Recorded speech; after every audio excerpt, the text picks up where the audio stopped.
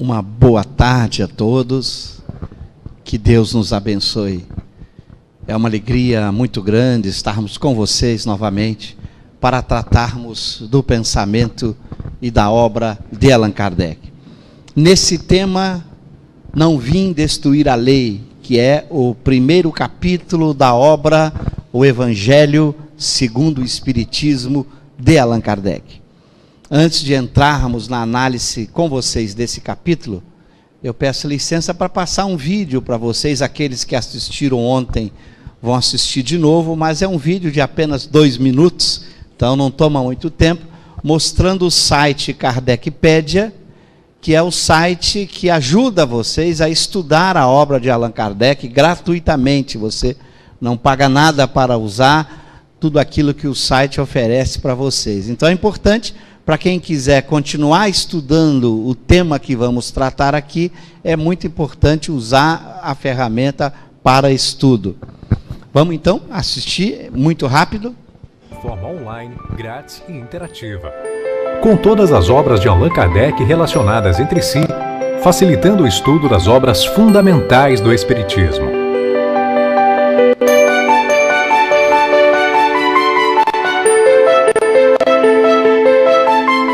Todas as obras de Allan Kardec foram inseridas em partes, capítulos e itens.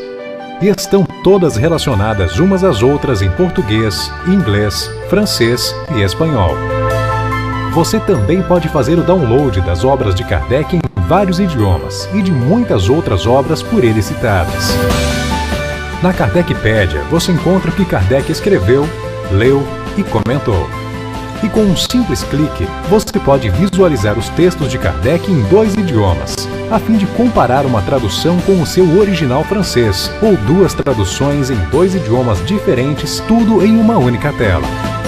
A Kardecpedia tem uma das mais modernas ferramentas de busca atuais. Investimos em uma tecnologia de buscas para que você localize facilmente palavras, textos ou títulos. É uma espécie de Google de Kardec.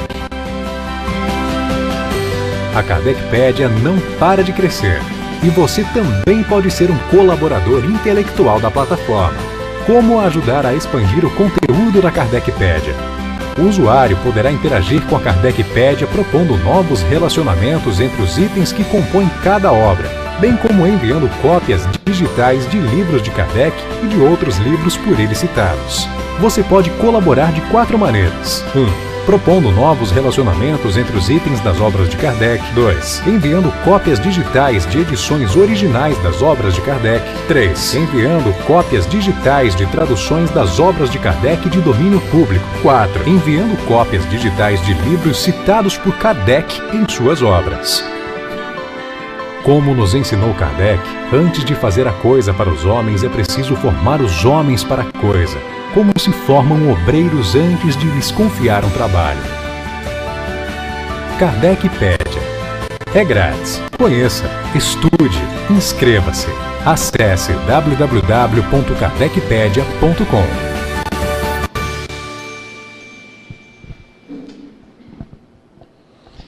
Bom, aí está. Vocês conseguem estudar facilmente. Até em agosto estará disponível também os aplicativos para celulares, vocês podem baixar gratuitamente, para quem gosta aí de usar no próprio celular. A vantagem do celular é que você vai conseguir usar sem precisar estar conectado à internet.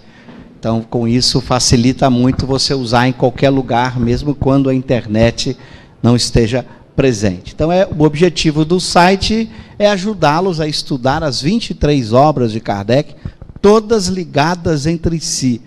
A diferença de outros sites que apresentam a obra de Kardec é que a maioria dos sites apresenta o livro para você pegar o livro e estudar.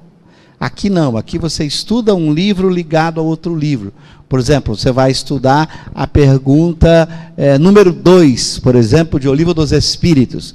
O que se deve entender por infinito? O que não tem começo nem fim, o desconhecido, tudo que é desconhecido é infinito. A pessoa está lendo a pergunta, mas o que Kardec quer dizer com tudo que é desconhecido é infinito? Você vai na Kardecpedia botar a pergunta número 2, vai clicar itens relacionados e vai aparecer um texto de Kardec na Revista Espírita, em que ele explica a pergunta número 2. Então, você vai ver a própria explicação de Kardec sobre a pergunta número 2. Se você pega a outra pergunta, sei lá, a pergunta número 10, pode o homem compreender a natureza íntima de Deus? Não, falta-lhe para isso sentido. Kardec, que os espíritos quiseram dizer quando afirmaram falta-lhe para isso sentido? Você vai lá na pergunta número 10, o Livro dos Espíritos, vai abrir itens relacionados, vai clicar, vai abrir um texto da obra Gênese em que Kardec explica esse item número 10. Então você vai tendo Kardec explicando Kardec. Como as obras, uma ajuda você a entender a outra obra. E do mesmo jeito, pesquisas em frases, em pensamentos. Você bota uma frase completa ou um pedaço de uma frase, ele vai procurar em todas as obras de Kardec, você vai poder achar a frase, achar aquele pedaço de frase e assim ter certeza que Kardec disse realmente aquela frase. A gente às vezes recebe e-mail de pessoas dizendo que agora vão para, quando estão assistindo uma palestra, a pessoa tem no celular, o computador está ligado à internet, ela entra na Kardecpédia e acompanha. Quando o sujeito diz tal coisa, a pessoa vai lá e confere para ver se Kardec realmente disse aquilo, né? Porque ela consegue pesquisar em todas as obras de Allan Kardec. Então divulguem, é totalmente gratuito vocês divulgarem as obras de Allan Kardec. Vamos entrar então nesse tema, que é o primeiro capítulo da obra, o Evangelho segundo o Espiritismo. Muito importante começar explicando o título da obra, o Evangelho segundo o Espiritismo. Kardec foi muito lúcido na escolha do título. Ele não escreveu o Espiritismo segundo o Evangelho. É o Evangelho segundo o Espiritismo. Segundo é de acordo com. Então, o Evangelho de acordo com o Espiritismo. Como o Espiritismo lê o Evangelho. Isso é muito importante, essa forma como Kardec deu ao seu texto. Por quê?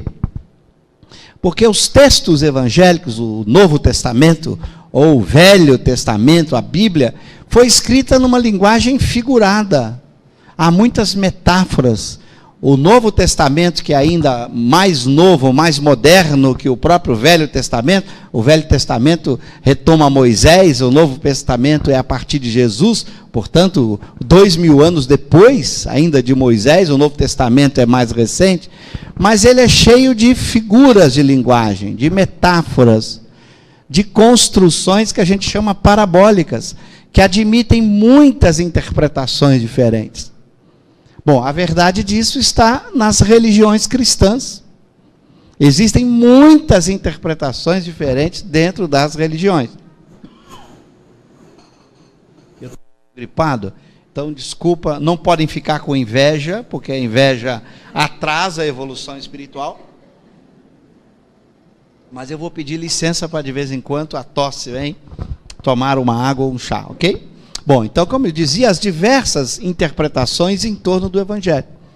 Muitas interpretações dentro do catolicismo, de acordo com o teólogo, com a corrente católica. Há centenas de igrejas protestantes diferentes, com interpretações diferentes. Fora os especialistas que estudam os textos bíblicos e fazem interpretações diferentes. Qual é o problema? É que a obra está escrita numa linguagem parabólica, numa linguagem figurada.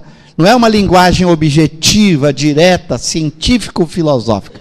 Para citar um exemplo, como a linguagem poética, a linguagem parabólica, ela depende de interpretação. Suponhamos que a gente diga uma frase assim, que é comum vocês ouvirem até em para-choque de caminhão. Deus é amor. Já ouviram essa frase? Já ouviram? Deus é amor. Essa é uma frase que está escrita numa linguagem poética. Se você diz Deus é amor sem explicar, imagina que você diz essa frase para um filósofo como eu. Ele vai dizer assim, espera aí, o que é amor? Bom, se você pega um dicionário, usa o sentido usual, amor é um sentimento. É algo que alguém está sentindo. Você fala, sinto amor, sinto ódio, sinto raiva. Se amor é um sentimento, é algo que ocorre dentro de um indivíduo, dentro dele, é algo que ele está sentindo. Vocês já encontraram o amor na esquina? Vocês podem encontrar uma pessoa que você gosta, mas o amor, você encontrou o amor? Não, o amor é um sentimento, ele está onde? Dentro da pessoa que está sentindo. Bom, e onde estão os sentimentos? Dentro das pessoas. Você já viram esse copo amando alguém? Ora, se eu pego a frase Deus é amor e interpreto a palavra amor como um sentimento, essa frase é falsa. É absolutamente falsa. Deus não pode ser um sentimento. Porque se ele fosse um sentimento, ele só existiria dentro das pessoas quando a pessoa está sentindo. Se eu agora estou sentindo raiva, não estou sentindo amor, Deus não existe para mim. E mais ainda, ele só existiria depois que as pessoas existiram. Então ele não poderia ser o criador das pessoas. Porque se não existissem pessoas, não teriam sentimentos. Sendo amor um sentimento, ele não existiria se não tivessem pessoas. Então a frase Deus é amor, se eu interpreto a palavra amor como um sentimento, ela é uma frase falsa. Porque isso é o que a gente chama linguagem poética, figurada. A pessoa, então como é que eu posso interpretar? Aí cada um vai imaginar uma interpretação diferente. Uma pessoa pode interpretar, não, o que eu quero dizer é que Deus ama as pessoas. Tudo bem. Deus ama as pessoas é uma outra frase. Deus é amor. Não, mas eu quis dizer Deus ama as pessoas. Então diga, Deus ama as pessoas, e não Deus é amor. É ser. Deus não é amor. Então, cada um, quando tem uma frase poética, interpreta de um jeito diferente. Então, um texto figurado, como o Velho Testamento ou o Novo Testamento, exige muitas interpretações diferentes. Por isso que Kardec teve a lucidez de escrever o Evangelho de acordo com a interpretação espírita, e não o contrário. E não você vai pegar o Espiritismo e usar o Evangelho para interpretá-lo. Porque se você fizer isso, você vai ter contradições. Vou dar um exemplo. Se você pega o Evangelho lá em Lucas, Mateus e Marcos, quando ele vai descrever a tentação de Jesus, Lucas descreve a tentação de Jesus como fato ocorrido, que o diabo teria pegado Jesus, levado para o templo, levado para o cume da montanha. Ora, se você considerar esta descrição do Evangelho como um fato ocorrido do jeito que está escrito, e usar isso em comparação com o Espiritismo, você vai ter problema. Primeiro, não há diabo para o Espiritismo. Não há diabo. Um ser maligno. Não tem. Tem espíritos perturbados, desequilibrados, que são filhos de Deus como qualquer um de nós. E que vão evoluir e progredir como qualquer um de nós. Então já não tem diabo, já começa por aí. Lá está afirmando que o diabo levou. Então, você tem uma contradição entre o que está no texto e o que está no Espiritismo. Segundo, Jesus, para o Espiritismo, é um espírito puro, perfeito. Aí, quando você vai estudar no Espiritismo, que é um espírito puro, perfeito, você descobre algo extraordinário. Ele é tão evoluído que jamais um espírito imperfeito poderia ter poder sobre ele, de levá-lo para um lugar, de carregá-lo. Ele tem um poder tão grande que os espíritos imperfeitos o obedecem, ao contrário, estão submetidos a ele. Então, se Jesus foi levado por um espírito imperfeito ou por um diabo, ele não seria perfeito. Teria uma contradição com o Espiritismo. Então, se você pegar o Espiritismo e quiser ler segundo o Evangelho, vai ter problema. Aí você tem que ler o Evangelho segundo o Espiritismo. Como é que faz Kardec? Bom, mas e essa passagem então? Kardec evoca e conversa com o Espírito João o Evangelista. dos 4 evangelistas, foi o que não escreveu sobre a tentação. Os outros 3 escreveram. E João Evangelista vem explicar que, na verdade, essa passagem não é a descrição de um fato acontecido. Está falhando a pilha. Eu vou ter que trocar aqui.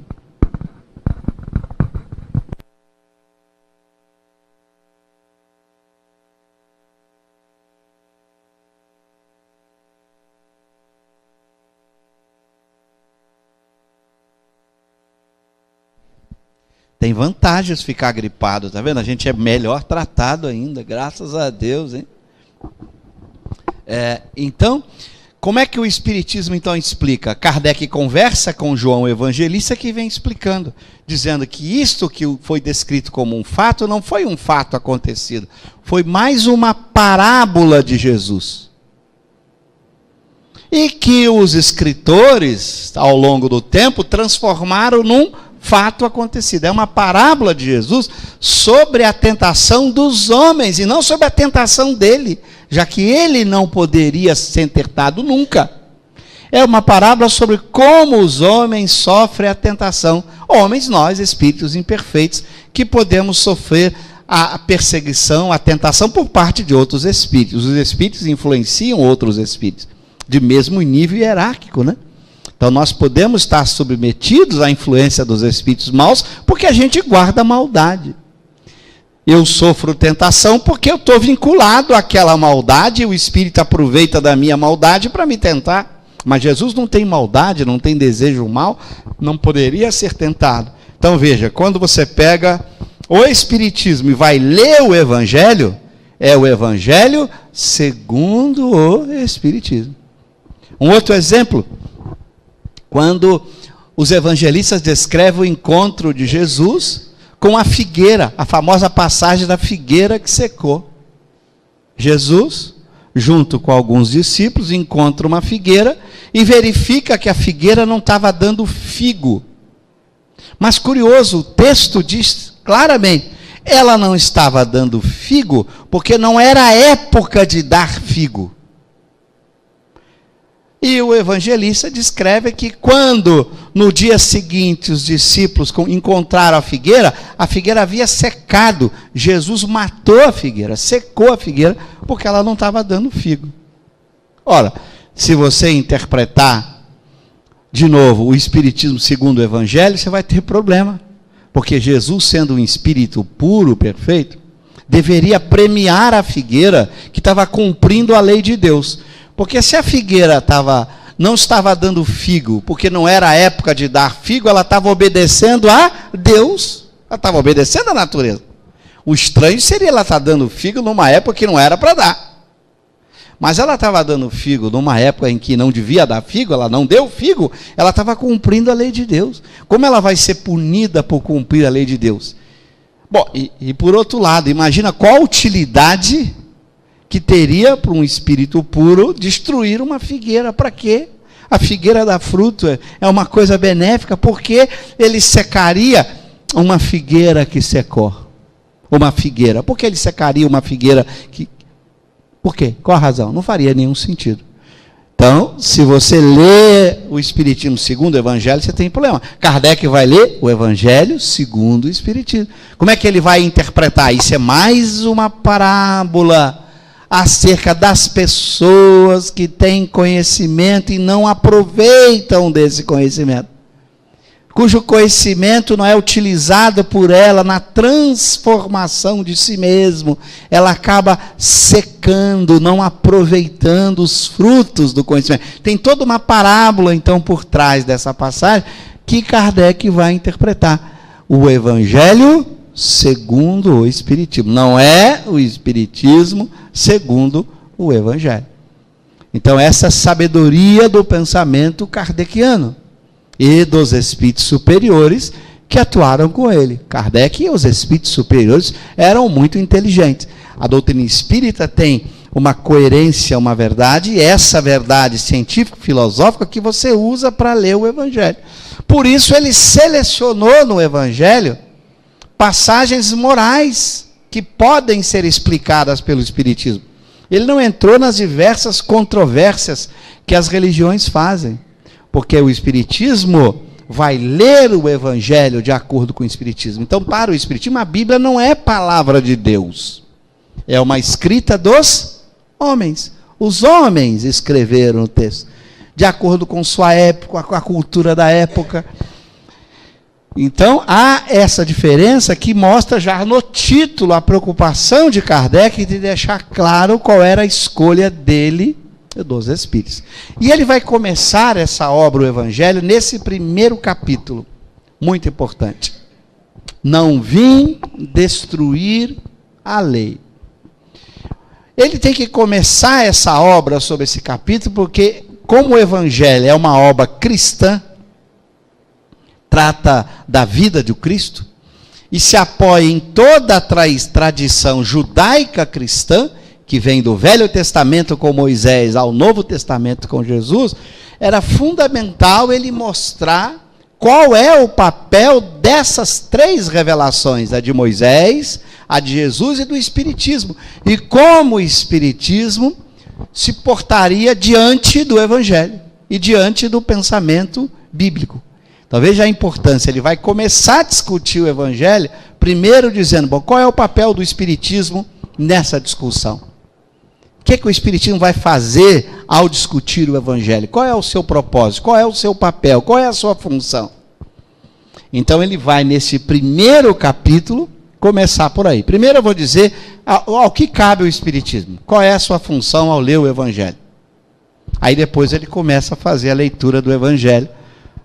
Depois. Mas aqui ele vai apresentar as três revelações. Dentro da nossa cultura judaico-cristã, ele vai falar de Moisés, a revelação trazida por Moisés. Depois ele vai falar do Cristo. E aí ele vem abordar o Espiritismo. Daí vai aparecer aquilo que ele vai discutir na obra Gênese depois, 3 anos depois, em 67, e principalmente no primeiro capítulo da obra Gênese, em que ele vai apresentar a ideia da terceira revelação, do Espiritismo como terceira revelação, que nasceu aqui no Evangelho. E ele vai desenvolver esse pensamento do Espiritismo como a terceira revelação, exatamente na obra Gênese. Aqui ele introduz o pensamento do Espiritismo como a terceira grande revelação judaica cristã, que viria, no momento certo, explicar o pensamento de Jesus.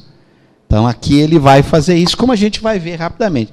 Depois ele vai mostrar que com o Espiritismo nasce uma forma de você entender como a ciência e a religião podem andar juntas. Não precisa haver um conflito entre a posição da ciência e a posição da religião. Elas podem caminhar de mãos dadas. Embora sejam domínios diferentes, elas não precisam brigar entre si. Então ele vai discutir isso e depois ele vai colocar os espíritos falando sobre esse papel do Espiritismo ante o Cristo e o Evangelho. Então essa é a linha geral desse capítulo tão importante, que claro, não vai dar tempo aqui para a gente examinar com detalhe todo o capítulo, é muito rico. Estou provocando isso, depois vocês vão lá na Kardecpédia, entrar nesse capítulo e vão ver as diversas obras de Kardec que ajudam a estudar. Vamos ver um pouquinho de cada item, só para vocês terem uma ideia.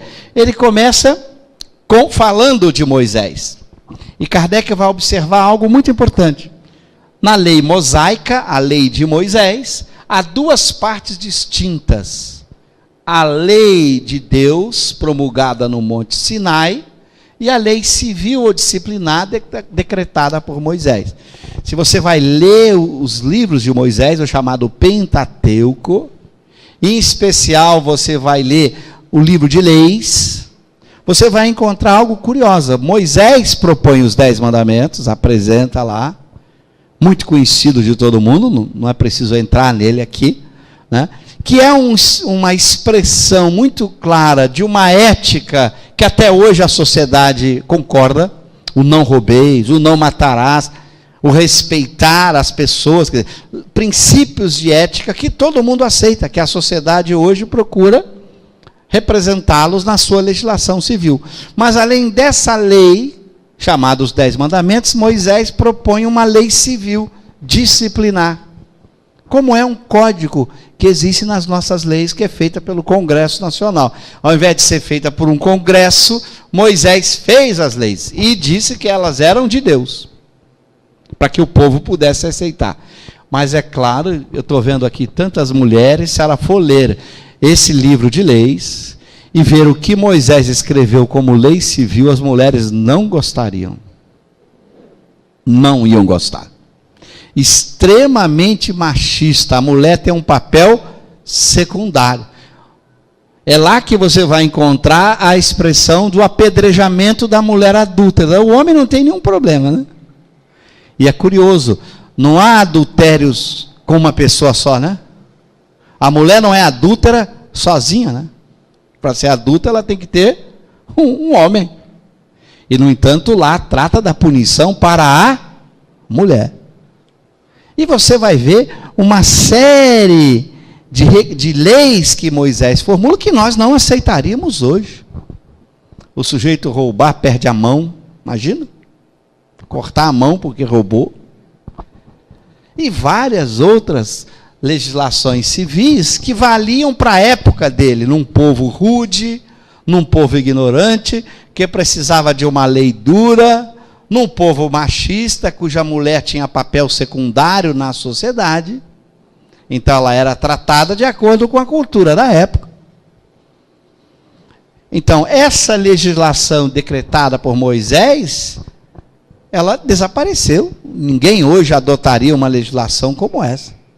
Ela não se aplica à nossa vida de hoje, enquanto os 10 mandamentos permanecem, valendo hoje. Por isso Kardec observa a diferença. Uma é invariável, os 10 mandamentos continuam. A outra, apropriada aos costumes e ao caráter do povo, se modifica com o tempo.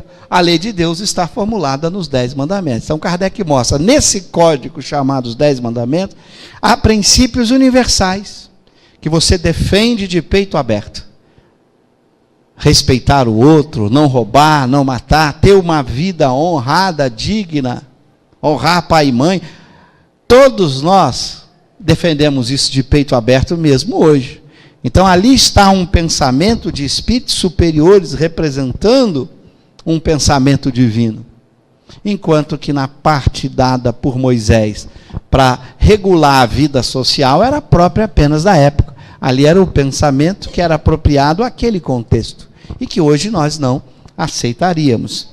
E aí Kardec agora vai explorar um pouco do pensamento. Eu pulei bastante coisa, só quero dar uma síntese geral do capítulo. O que ele vai dizer sobre o Cristo?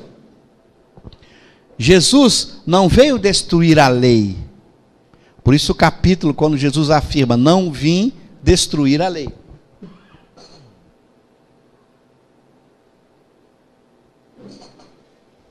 Jesus não veio destruir a lei, ou seja, ele não veio destruir a lei de Moisés. Pelo menos os 10 mandamentos não.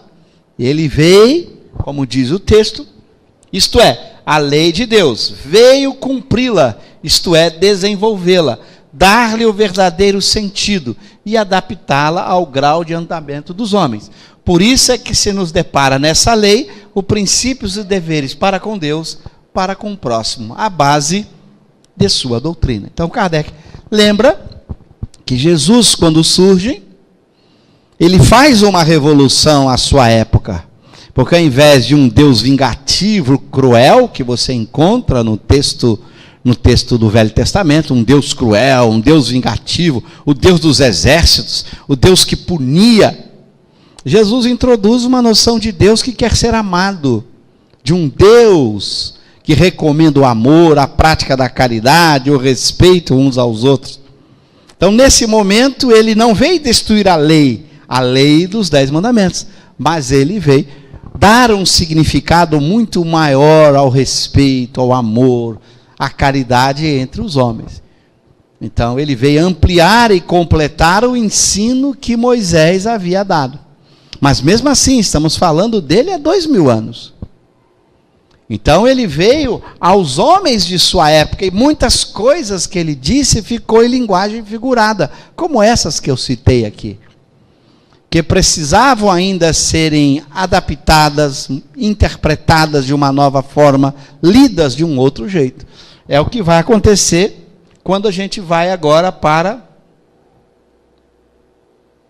o Espiritismo.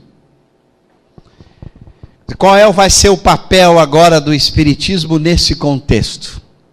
Kardec vai dizer: o Espiritismo é a ciência nova que vem revelar aos homens, por meio de provas irrecusáveis, a existência e a natureza do mundo espiritual e suas relações com o mundo corporal.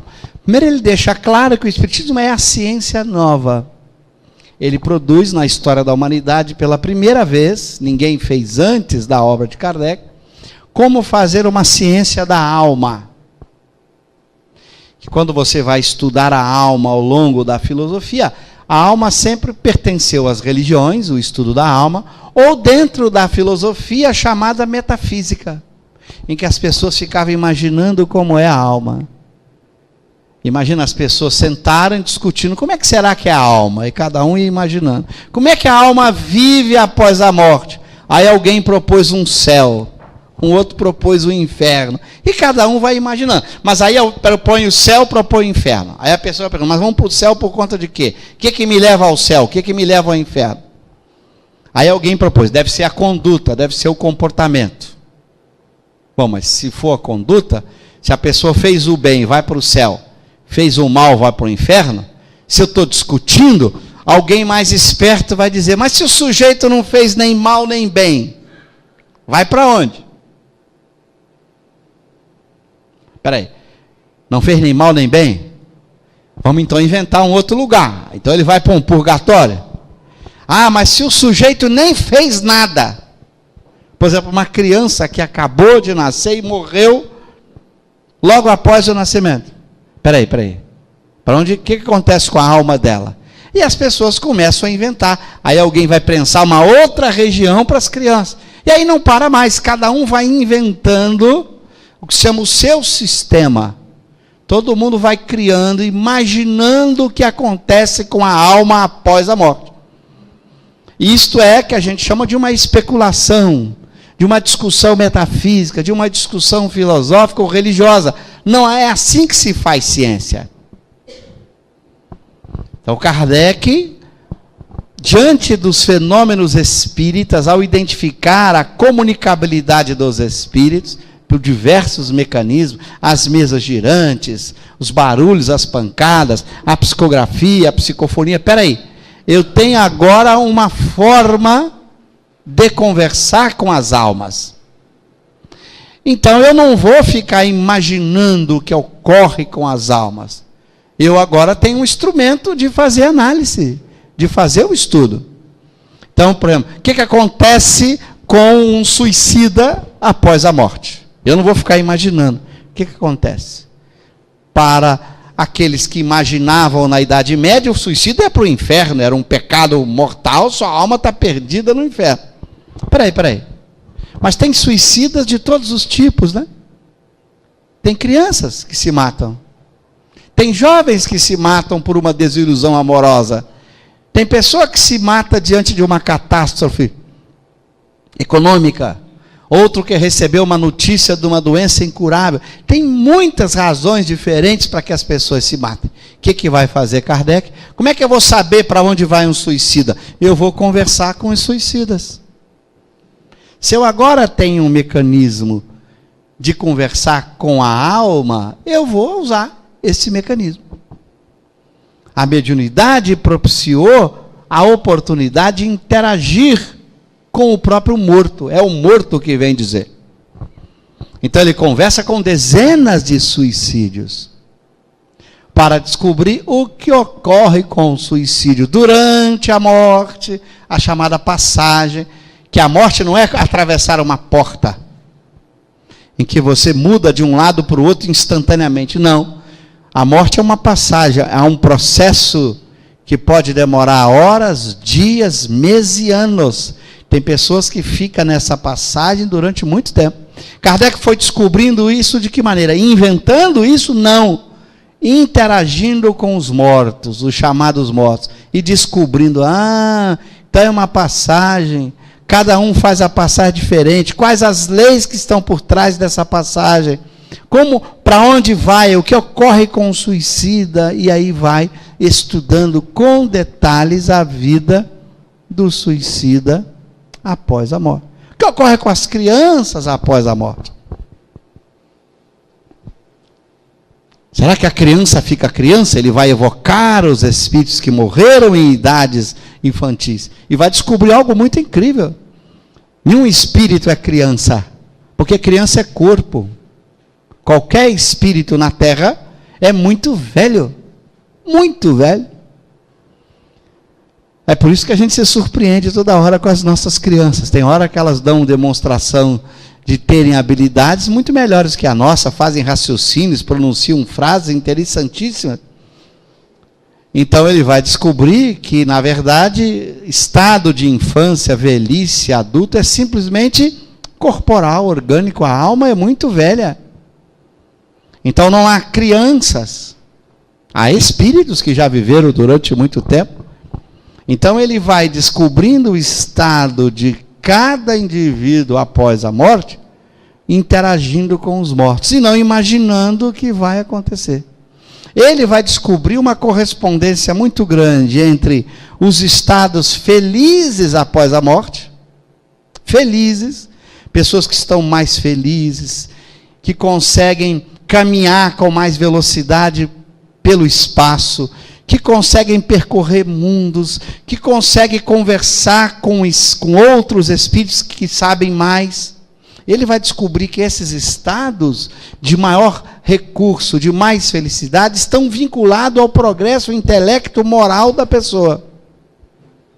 E ele descobre de forma curiosa que o pensamento de Jesus, ao propor a virtude, tinha uma correspondência muito séria com o estado de felicidade após a morte. Quanto mais virtuoso é o indivíduo em sua vida, mais poderes, recursos e felicidade ele terá após a morte. E quanto mais ele se prende ao mal, aos sentimentos ruins, mais pobre espiritualmente ele é, menos recursos ele tem dificuldade de andar a alta velocidade, de deixar o planeta, ele não consegue ver e enxergar espíritos mais evoluídos, ele só enxerga espíritos do mesmo nível que ele, com as mesmas maldades, desejos e sentimentos que ele. Então ele descobre que esses estados interiores de moral garantem uma felicidade ou uma infelicidade após a morte. E que não há lugares fixos. Você não tem um céu, um inferno, um purgatório. O espírito habita o universo inteiro. Cada um de acordo com aquilo que ele é interiormente. Então ele vai construindo uma ciência da alma. O que ocorre com a alma? E aí, por isso, ele vai dizer essa ciência que faz eu entender esse mundo espiritual e como ele se relaciona conosco. Quando esses espíritos começaram a interagir, a primeira coisa que ele descobriu que os espíritos nada mais eram do que as almas dos homens. Não eram seres diferentes. Eram almas, eram a alma dos homens. Nós depois da morte. Foi um primeiro resultado importante que ele descobriu das experiências. Porque quando se falava em espírito, parecia falar de algo diferente, algo criado por Deus em circunstâncias diferentes, que não tinha nenhuma ligação conosco. Não, eram as almas dos homens. Aí ele vai mostrar todo o processo evolutivo dos espíritos, vai descobrir a lei da reencarnação, que essas almas voltam muitas vezes, vão aprendendo, vão se desenvolvendo nesse planeta, em outros planetas, e vai surgindo a ciência e a filosofia espírita. Antes de Kardec não tinha isso. As pessoas inventavam sem base, sem nenhuma experiência, sem nenhum uso da razão. Elas iam criando, inventando à vontade. Cada um que fosse mais criativo inventava mais ainda. Então, com o Espiritismo, você passa agora a ter uma visão muito mais adequada do que é a vida da alma na Terra e após a morte do corpo. Agora, na hora que o Espiritismo apresenta isso, Kardec volta ao texto evangélico e descobre quanto Jesus era grandioso. Porque ele havia dito essas coisas, só que em linguagem figurada. As pessoas não conseguiram tirar da linguagem do Cristo esse pensamento, porque estava numa linguagem metafórica. Era preciso uma visão científica, filosófica, para ler esse pensamento de Jesus de uma forma diferente. E mostrar que tudo aquilo que Jesus apresenta em termos de conduta, de comportamento, era fundamental para a felicidade da alma. Que Jesus deu o segredo de como a gente ser feliz após a morte do corpo. Nesse momento, o Espiritismo retoma o pensamento de Jesus. Olha que diferença. O pensamento de Jesus foi uma consequência do Espiritismo. Não foi o pensamento de Jesus que orientou Kardec. Foi o contrário, ele chegou ao pensamento de Jesus pela ciência espírita. Ele não estava tentando pegar o pensamento de Jesus e usar o pensamento de Jesus como referência, não. Ele queria a verdade da ciência da alma. E ele descobriu, pela ciência espírita, que essa verdade sobre a alma coincidia com o pensamento de Jesus. Percebem a diferença? Ele não usou o pensamento de Jesus e, a partir do pensamento de Jesus, ele construiu o Espiritismo. Não foi isso. O Espiritismo foi construído pela experiência, pela observação, pela interação com os espíritos. E, de repente, o ensinamento moral que surgiu dessa ciência era exatamente o ensinamento do próprio Cristo. Então, mostrando que Jesus havia sido um homem muito evoluído, um espírito muito evoluído, que já havia antecipado esse pensamento espírita há muito tempo antes. Então, veja a diferença da forma como Kardec procedeu. Ele não tomou como referência o pensamento do Cristo. Ele chegou ao pensamento do Cristo a partir dos estudos da ciência espírita. Por isso ele vai dizer, ele nos mostra não mais como coisa sobrenatural. Então o mundo espiritual não é nada sobrenatural, porém ao contrário, como uma das forças vivas e sem cessar atuantes da natureza, como a fonte de uma imensidade de fenômenos até hoje incompreendidos, e por isso relegados para o domínio do fantástico e do maravilhoso. É a essas relações que o Cristo alude em muitas circunstâncias, e daí vem que muito do que ele disse permaneceu ininteligível ou falsamente interpretado. O Espiritismo é a chave com auxílio da qual tudo se explica de modo fácil. Aí ele percebeu que quando a ciência espírita foi construída, ele podia agora voltar ao texto evangélico, ler o Evangelho segundo o Espiritismo, e ele conseguia entender a profundidade, a grandiosidade do pensamento de Jesus. E o processo acabou dando um resultado muito incrível, porque na hora que você tem uma ciência que tem compromisso com a verdade, não com as pessoas, a ciência não quer agradar nem desagradar ninguém. Ela tem um compromisso com a verdade. Então ele acha a verdade sobre a alma, o que é a alma. Descobre que esta alma evolui, progride. Que o processo evolutivo da alma se dá em diversas existências. E que almas muito antigas que evoluíram muito chegam no topo da escala espírita, recebendo o nome de espíritos puros ou perfeitos, que conhecem a verdade, que tem os mais puros sentimentos. Ele chegou isso na ciência espírita. E olha que coisa interessante. Quando vai examinar o pensamento de Jesus, descobre que o pensamento de Jesus estava ali como verdade. E aí vem o resultado que teria que acontecer. Se os espíritos puros e perfeitos detêm a verdade, Jesus tinha que ser um espírito puro e perfeito.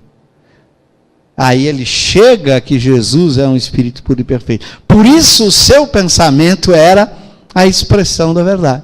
Tudo se encaixando perfeitamente. Uma vez que a ciência espírita mostrou a evolução dos espíritos e que há espíritos que estão com conhecimento da verdade, óbvio que um espírito desse, se explicar, ele vai explicar a verdade. Daí se chegou nessa coerência completa entre Jesus ser um espírito puro e perfeito e o seu pensamento ser a expressão desta verdade. Então veja a diferença. Kardec chegou a Jesus pela ciência. Não tomou Jesus como verdade para construir o Espiritismo. Foi o contrário. Ele foi atrás da verdade, construiu a ciência espírita, a filosofia, e chegou ao Cristo como Espírito puro e perfeito, e, portanto, o seu pensamento tinha que ser a expressão da verdade. Percebem a diferença? Como o caminho foi diferente. Nas religiões se tomava a Bíblia como a palavra de Deus, e tentavam entender o mundo a partir da Bíblia, porque consideravam a Bíblia a palavra de Deus. Kardec não faz isso, a preocupação dele é a verdade. Esquece o texto bíblico. Vamos buscar a verdade, agora que eu tenho um mecanismo de interagir com os mortos, e saber como é que os mortos vivem, o que eles são. Vou trabalhar com isso. Quando essa ciência é construída, e ele olha para ela, ele agora vai interpretar o texto bíblico de acordo com essa ciência, ele vê que de fato ali estava um espírito puro, Jesus, expressando o seu pensamento, que os homens interpretaram em linguagem nem sempre a mais adequada para a época, mas que difícil de entender nos dias de hoje, e você precisa dar uma interpretação adequada para aquele pensamento. Aí ele escreve o Evangelho segundo o Espiritismo. Veja, o Evangelho segundo o Espiritismo nasce depois que a ciência espírita está pronta. O Evangelho surgiu em 1864, a ciência espírita teve a sua estrutura fundamental em 1857, 7 anos antes. Aí veio a ligação, e ele pôde então perceber que o pensamento espírita coincidia com o pensamento de Jesus. Então essa é uma diferença importante para a gente perceber como foi a construção do processo. Como se saiu de uma ciência para chegar a Jesus, e não o contrário, se saiu de Jesus para chegar à ciência, que seria um trabalho religioso. As religiões procederam assim, a ciência espírita não. O compromisso dela era com a ciência, era com a verdade.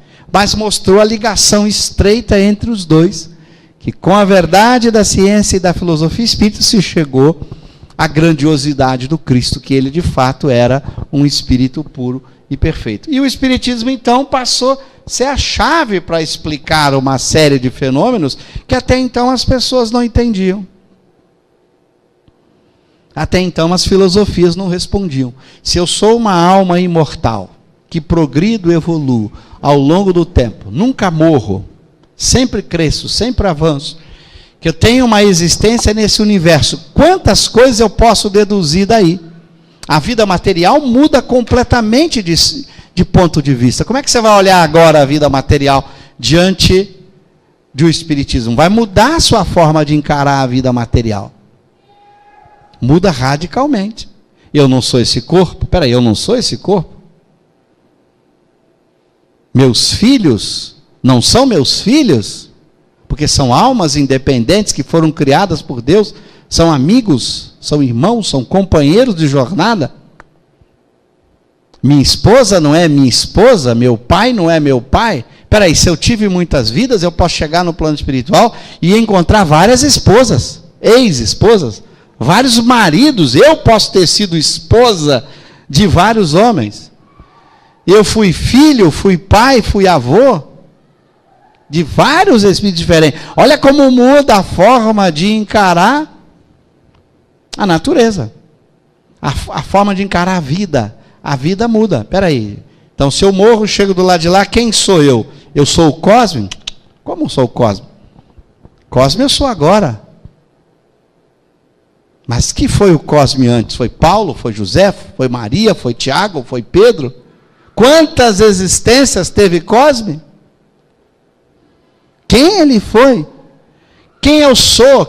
Quando eu chego do lado de lá? Claro que eu não sou Cosme, eu sou a soma de tudo isso. O espírito não tem sexo, não é homem, não é mulher, não tem uma forma material como a nossa. Olha como muda a forma de encarar a existência. Eu sou a soma de todas essas experiências que eu acumulo durante quanto tempo? Varia de indivíduo para indivíduo.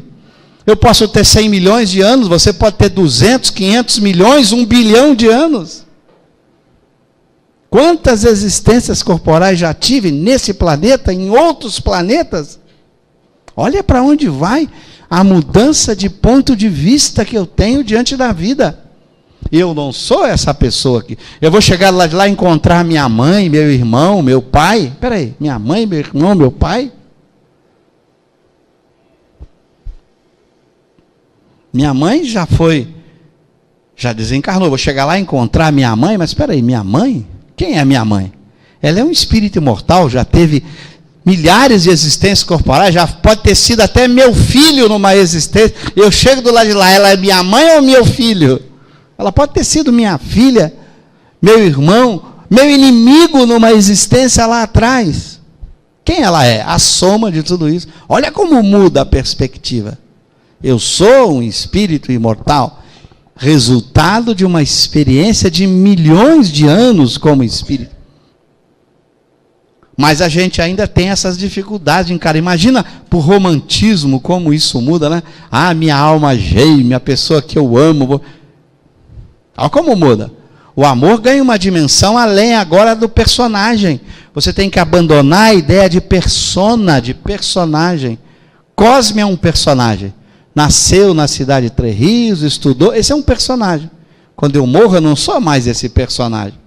Porque eu tive várias personas, várias personalidades ao longo de milhares de existências. Qual delas eu sou? A soma de todas elas. Eu não sou nenhuma delas em particular. Como o espírito vai assumir depois do chamado período de perturbação, e Kardec foi muito lúcido em estudar isso, mostrando que após a morte, varia de espírito para espírito, você passa por um período de perturbação, porque a morte não é atravessar uma porta, é um processo que pode demorar um tempo. Enquanto você não se desliga totalmente das influências materiais do corpo, você tem dificuldade de memória, de percepção, você não lembra bem. Mas na medida em que você sai da chamada passagem, vai lá no céu e inferno, no capítulo A Passagem, ou o passamento, lá na Kardecpedia, bota a passagem, você vai encontrar o estudo desta morte. Passado esse período, você reassume toda a sua condição de espírito. Já imaginou o que é isso? Você morreu, suponha que a sua passagem demora, em média, 8 dias, Kardec comenta na Revista Espírita. Para o ser humano normal é 8 dias, se não for muito apegado à matéria, varia de acordo com o tipo de morte. Passado esse período, ele assume a sua condição de espírito livre. Ele lembra de tudo que ele foi, de tudo que ele é. Então, passado o meu período de perturbação, eu não sou mais Cosme, porque eu vou lembrar de todas as minhas existências, de tudo que eu fui, de tudo que eu aprendi, está comigo, nunca deixou de estar comigo. É por isso que é muito comum o espírito morre, passado um tempo você evoca-o para conversar, e você começa, e Kardec tem na Revista Espírita vários desses casos, em que você começa a conversar com aquele espírito, a família pede para conversar, e você percebe uma total indiferença do espírito com aquelas questões. Mas por que ele está tão indiferente àquilo? Aquilo não importa mais para ele. Ele é a soma de tudo que ele viveu. Então, muda muito a forma de encarar a vida. Não é? Não vamos encarar do mesmo jeito. Muda todo esse espírito de persona, né? De pessoa, eu sou fulano, você é fulano. Quem é você?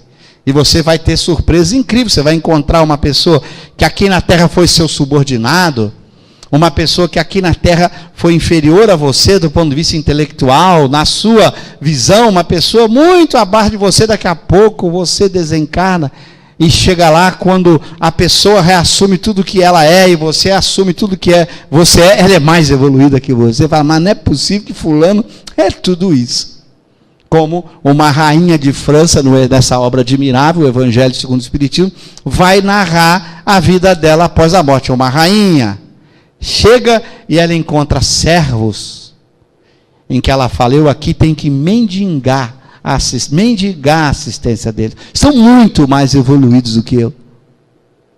Porque a gente é a soma de tudo, não é apenas essa existência. Então muda toda a perspectiva de vida. Claro, isso pode atrapalhar um pouco o romantismo, como eu disse, né? Não, essa é minha alma gêmea com que eu quero viver. A pessoa vai se decepcionar, porque provavelmente aquela alma gêmea já teve muitos outros maridos ao longo de muitas vezes, já teve muitos relacionamentos que não foi com ele. Ele vai aprender o amor entre as almas, que não tem nada a ver com o corpo físico, porque a alma não tem corpo. Não é esse amor passional ligado às expressões da matéria. Ele vai aprender o que é o verdadeiro amor, né? Amar o outro pelo que o outro é, pelo progresso, pelo crescimento, pela alegria de viver. Por isso Kardec vai dizer, quando o espírito chega no estado de espírito bom, segunda ordem, todos se amam, igualmente se amam. Nós é que temos essa coisa de distinção, né? Amamos mais o nosso filho do que o filho do vizinho, né? Essa coisa do amor passional, do amor ligado à matéria, à consanguinidade. Isso tem que desaparecer, isso não faz sentido. No mundo de espíritos bons não tem nada disso.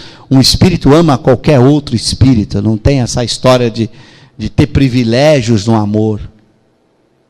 Tem em nós, o espírito imperfeito gosta dessas coisas, né? A gente tem alguém que a gente quer uma predileção, isso é próprio nosso, mas na medida em que você avança no processo evolutivo, o seu amor tem uma dimensão muito maior, você é muito mais feliz, porque ele não tem as marcas da paixão, da carência, da posse, do desejo. É um amor de uma natureza muito mais pura, muito mais grandiosa. Então o Espiritismo muda a nossa forma de encarar a vida. A vida é outra com o Espiritismo. Você vai valorizar tanto o corpo numa visão dessa? Vamos parar para pensar. Leve o Espiritismo a sério.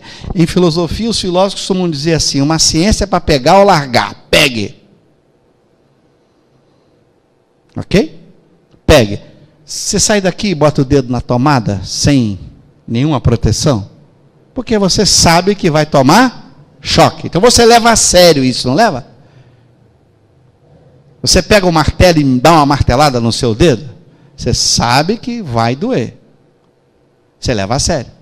Leve a ciência espírita a sério. Ela é verdadeira. Eu sou uma alma imortal. Diga para você mesmo todos os dias, eu sou uma alma imortal. Como eu brincava ontem, um super-homem sem criptonita não se destrói nunca. Nada destrói a alma. Nada do que eu aprendi, do que eu conquistei se perde. Eu não sou esse corpo. Eu não sou esse personagem de nome Cosme. Eu sou essa alma imortal nesse universo extraordinário. Estou aprendendo, crescendo, progredindo, renovando minhas emoções, crescendo no campo dos sentimentos, sendo útil, aprendendo na natureza o máximo que eu puder aprender de ciência, de arte, de filosofia, aperfeiçoar o sentimento ao extremo, de tal maneira a amar a humanidade, toda ela, a amar a todo ser humano. É para isso que vivemos como espírito, chegar a esse estado de sentimento nobre, de conhecimento, de domínio de si mesmo, de aprendizado desse universo. É isso que nós somos. Aí o resto fica tão pequeno, como diz Kardec. Kardec conta que quando ele, diante das traições que ele sofreu muito, das intrigas, das invejas, das calúnias, das maledicências, que quantas vezes ele sofreu, principalmente por conta da inveja, porque quando ele começa a construir o espiritismo, a quantidade de gente invejosa do sucesso do seu trabalho, da beleza do seu texto, ele dizia, eu me colocava acima da humanidade. E a maldade humana não me atingia, porque ele olhava o mundo de cima, né? Olhando para os seres humanos, brigando por nada, tolas vaidades, brigando por um corpo que vai apodrecer, por bens materiais que vão tudo se perder, que ele não vai carregar consigo, por prestígio social que vai ficar por aqui, que como os espíritos vão observar, quando você morre não vão lhe perguntar, qual é o seu título? És doutor? Não vão lhe perguntar isso. És nobre? És doutor? Não vão perguntar seu título, sua posição social, foi rico, foi pobre, foi empresário, foi político, nada vão lhe perguntar de suas posições sociais, nada vão lhe perguntar dos seus títulos, como vai dizer Blaise Pascal, nessa obra admirável, Evangelho. A sua consciência e Deus vai lhe perguntar, és virtuoso? Se tiveres virtudes, serás um homem rico e respeitado na vida espiritual. Se não tiver, Será um pobre coitado que terá que pedir ajuda e auxílio. O homem verdadeiramente rico é o homem rico de valores da alma, porque ele é alma, ele não é corpo.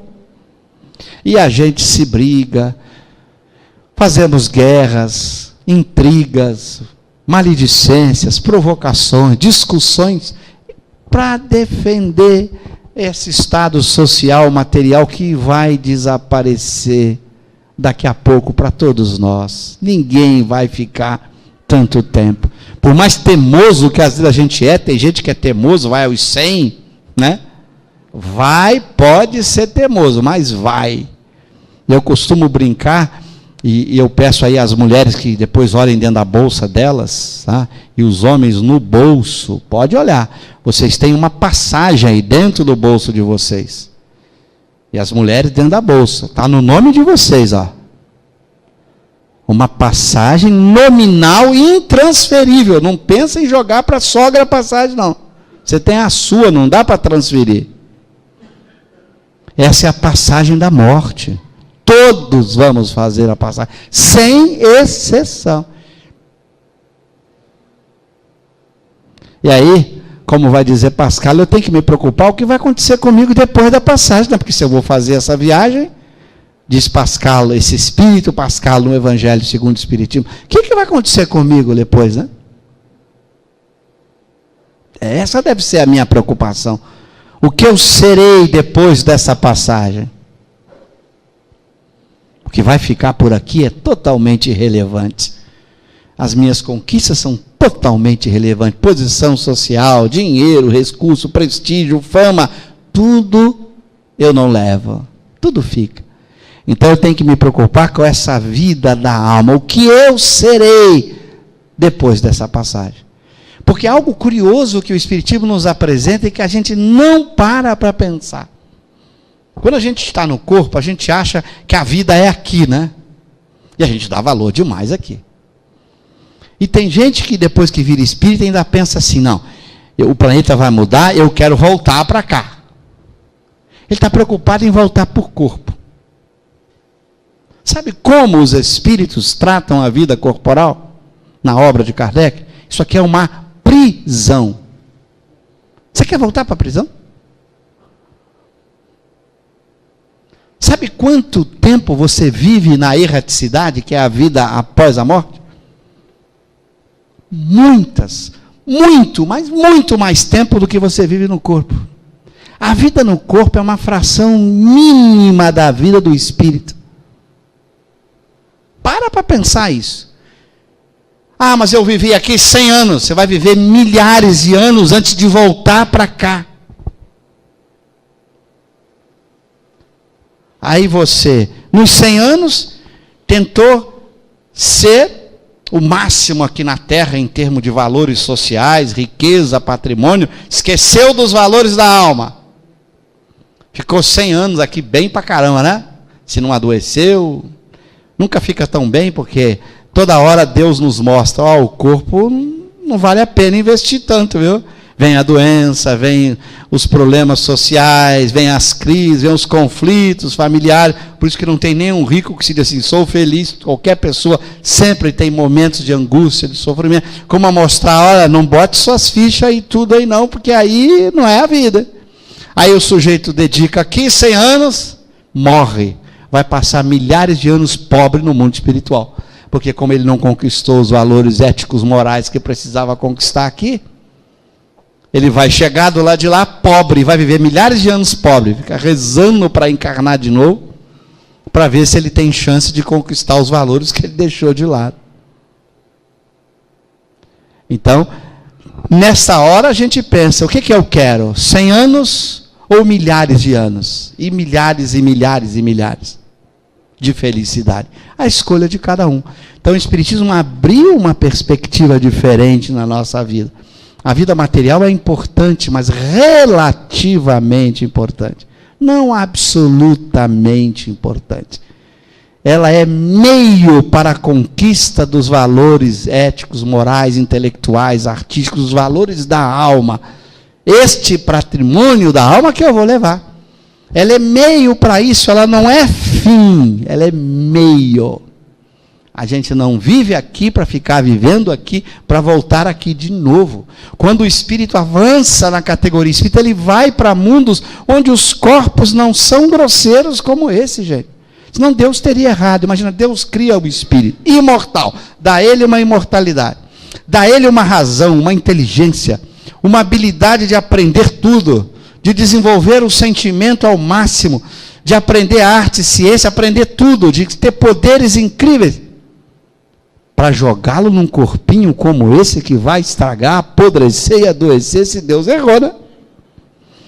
Ele deu uma alma extraordinária e deu para esta alma mundos que não são esses. Se você vai ler o que Santo Agostinho, nesse mesmo evangelho que estamos estudando, no capítulo Há Muitas Moradas na Casa de Meu Pai, ele descrever os mundos felizes.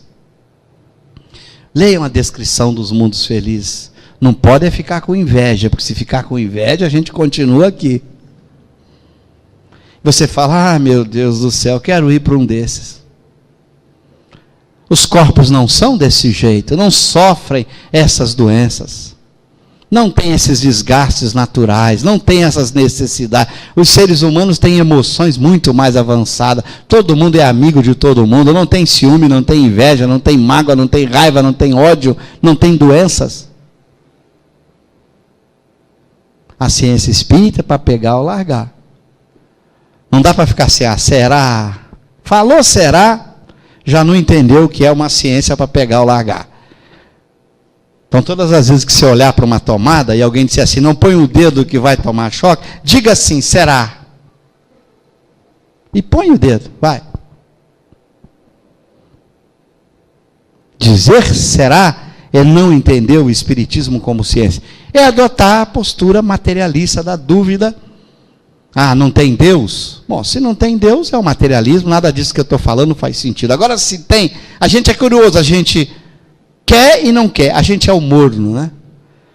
Tem Deus, mas não quer desagarrar. A tomada dá choque, mas será? Não. A mesma segurança que eu tenho que ela dá choque é a verdade espírita. Leve a sério, viva, senão você está adiando a sua felicidade. E se você adiar, como Deus não é paternalista, Ele é justo a cada um segundo as suas obras. Mas, sabe, eu duvidei, Senhor. Enquanto você não conquistar as virtudes, o equilíbrio, a felicidade é conquista, não é graça, não é doação. A gente adora ganhar de graça. Olha a palavra graça, né? Ganhar de graça. A gente adora quando a gente comete um erro, quando a gente não estuda, não progride, a gente adora que vem alguém e diga assim, todo mundo receberá igual. Que coisa boa, né? A gente fica feliz. Oba, mesmo quem não fez a sua parte, não é assim? Por isso que a gente adora todo mundo ser funcionário público, o mesmo plano de carreira para todo mundo, né? Todo mundo gosta. Quem é que diz que não gosta? Imagina, salário igual para todo mundo. Produza ou não produza. Seja bom funcionário ou mau funcionário. Todo mundo vai ganhar igual. Coisa boa. Quem não gosta de plano de carreira, hein? Cheguei ali, todo mundo igual. Produtividade não interessa. Isso é o homem paternalista. Não é assim que a justiça divina funciona. Deus é justo. E a justiça divina foi escrita numa frase extraordinária do Cristo. A cada um segundo as suas obras.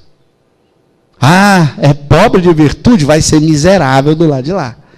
Mas minha mãe tinha virtude, ótimo para ela. Meu pai tinha virtude, ótimo para ela. Minha esposa era virtuosa, ótimo para ela. Meu filho foi virtuoso, ótimo para ele e você.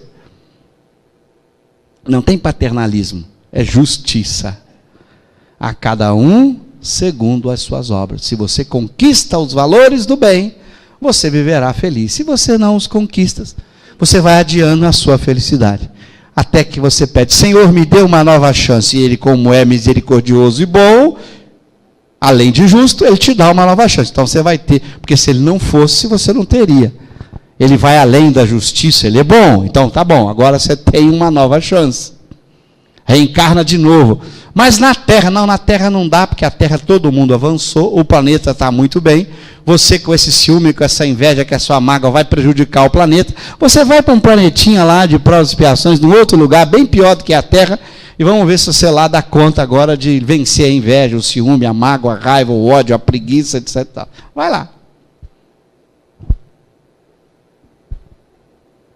Então, é a beleza do pensamento espírita, que passa a ler o Evangelho, mostrando que está nas nossas mãos, gente. É essa a beleza do Espiritismo.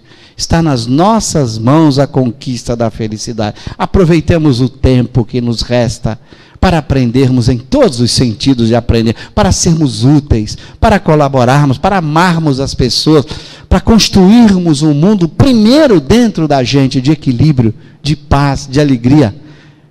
Aproveita, nunca é tarde para a gente aproveitar esse tempo. E se a gente fizer isso, nós vamos estar entendendo o pensamento espírita, mostrando como Jesus que nos disse isso foi tão sábio, para que a gente possa de fato ser feliz. Uma ciência que veio falar direto, sem linguagem figurada, clara, simples e direta.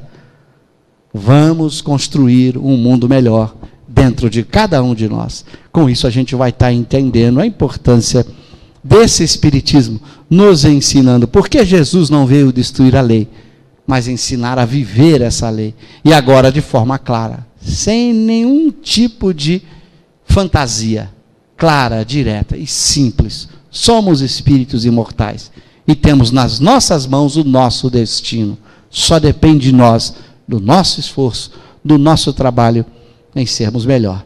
Por isso eu costumo dizer, a gente precisa estudar esse Kardec, compreender o pensamento de Jesus por meio de Kardec, para a gente poder viver Kardec. Ao viver Kardec, estamos vivendo o ensinamento de Jesus. Muito obrigado a vocês, que Deus nos abençoe, que a gente tenha uma noite de paz.